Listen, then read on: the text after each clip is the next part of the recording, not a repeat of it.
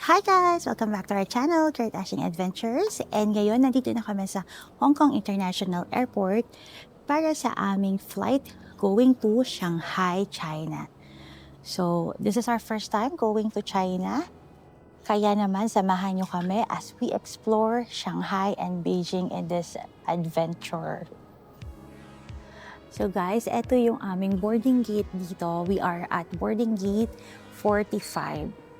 So in our short video sa Facebook and social media account namin, we will show you kung gaano lang kabilis yung process pag may layover kayo dito sa Hong Kong and lumabas kayo ng airport. So ayan si Daddy, si Ashing. And maganda yung gate namin kasi ayan, kitang-kita yung mga Cathay Pacific airplanes. Tapos dito din makikita pag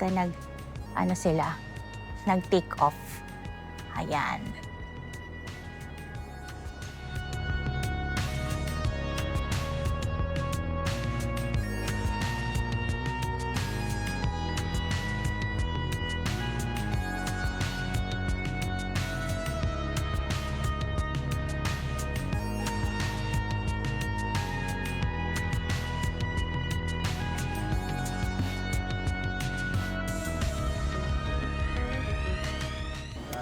So guys, update, nakapag-board na kami ngayon sa aming plane going to Shanghai. Nandito kami sa seat number 67. Kaming apat ay magkakatabi. Nandito kami sa gitna. Ayan yung dalawang kids. And here's Daddy. So guys, ang aming boarding time nag-start ng 7:25.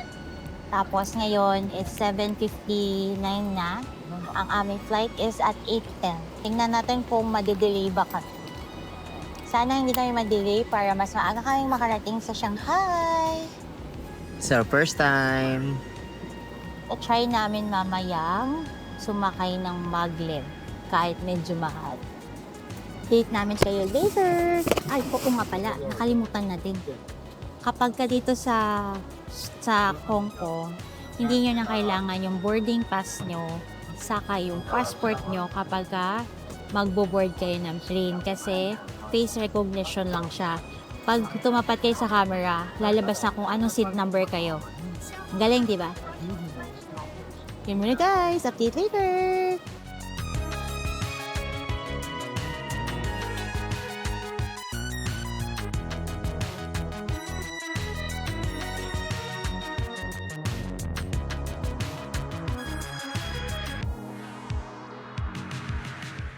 So guys, nandito na kami sa Shanghai Pudong Airport. So in order for you to connect to a Wi-Fi, you have to find this kiosk.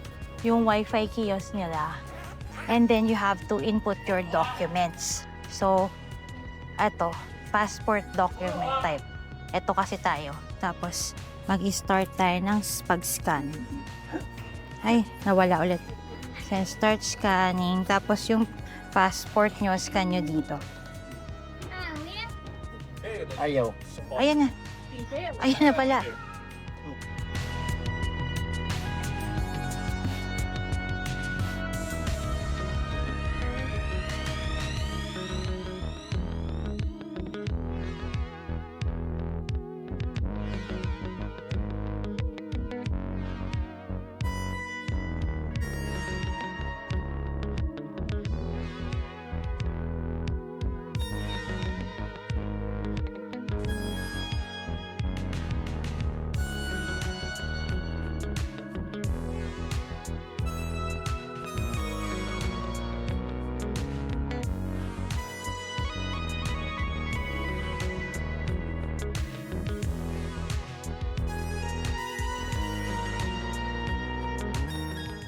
Hi guys! Welcome to Shanghai! Naka-clear na kami ng immigration ngayon and we're just waiting for our baggage.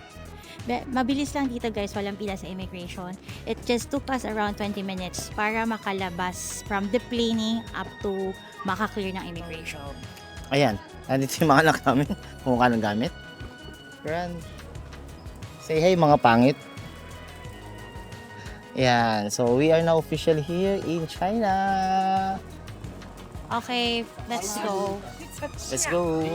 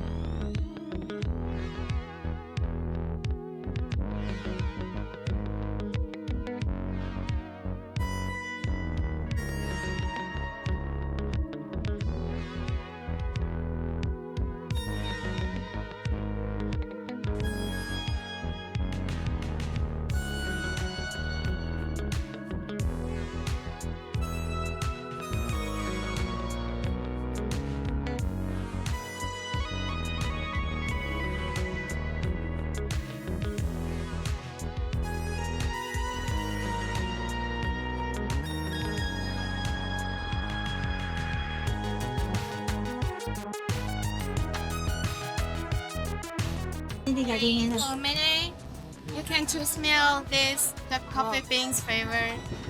Wow. Yeah. Use this, the geisha. Ah, This okay. one daw yan. This one. Hello, CK，想问一下三明治还有什么呀？好的好的，麻烦帮我加热一个鸡肉，谢谢。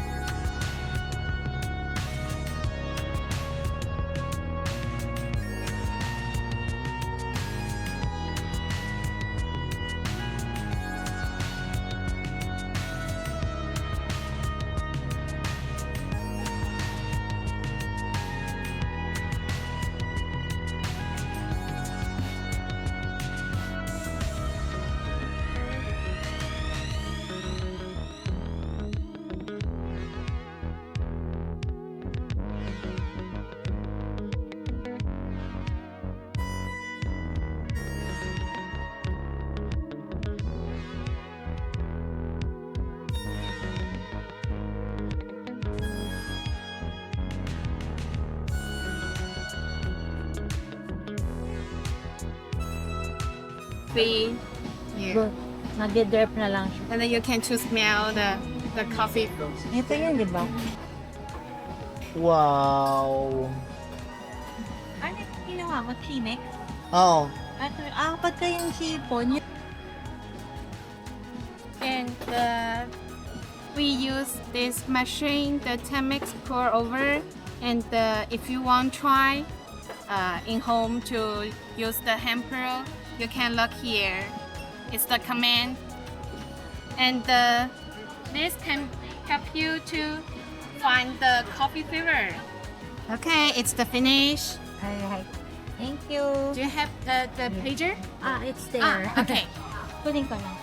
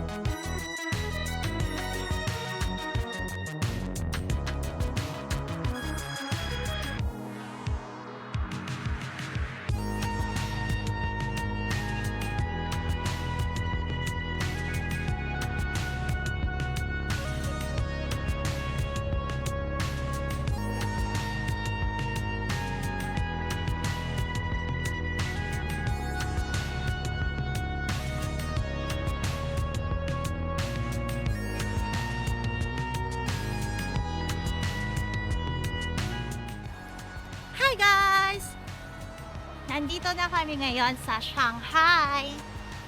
We're walking around and it's already nighttime. Sama naman kayo sa video ko. Nag-video rin ako eh. Wala akong kasama naman eh. Bilis! Bisa mo kami! Bisa mo! Oh no! Oh shit, ang bilis nun. Oh no!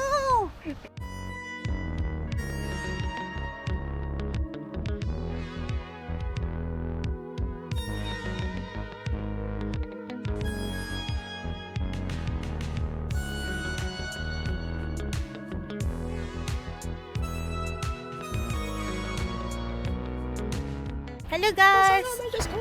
We're walking here sa Parang di ulan dito. Shanghai. Oo, no. Ang dry nung nakalan na to. Bakit daw yung nakalan namin? Oh, Dry. Ano yung pants ko? Basa. gabi na, Ah.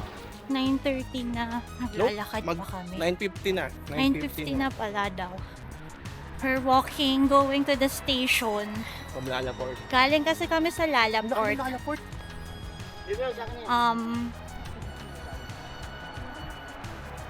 Malayo yung station, mga 1 kilometer away.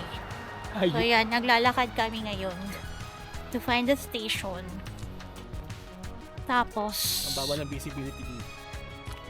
Hindi nakita sa likod yung building. konti lang yung ano, konti lang yung ilaw. Dito, sa banda ng Lalaport.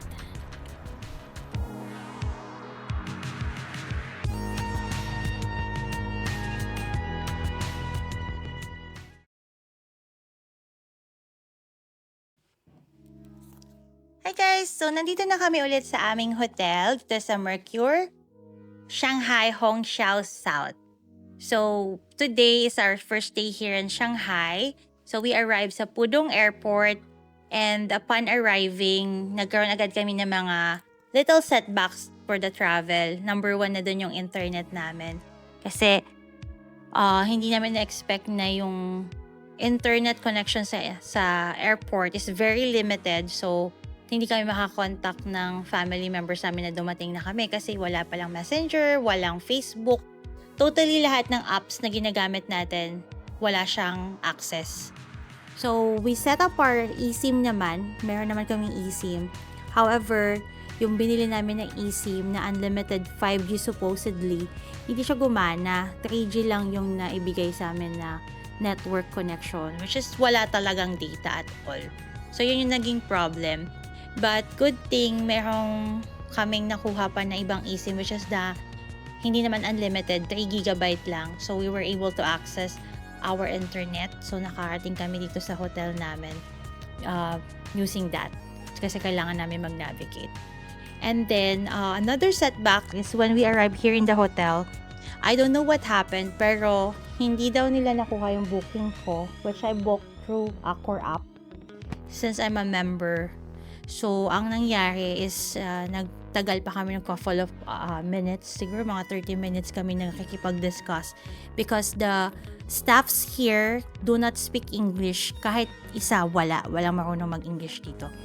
And, ayun, medyo nahirapan kami transact sa kanila. But we were still able to check in naman kasi sabi nila, cancel ko na lang yun sa Accor app and then we can just directly book to sa front desk nila. And they still give us the same rate nung sa Accor app.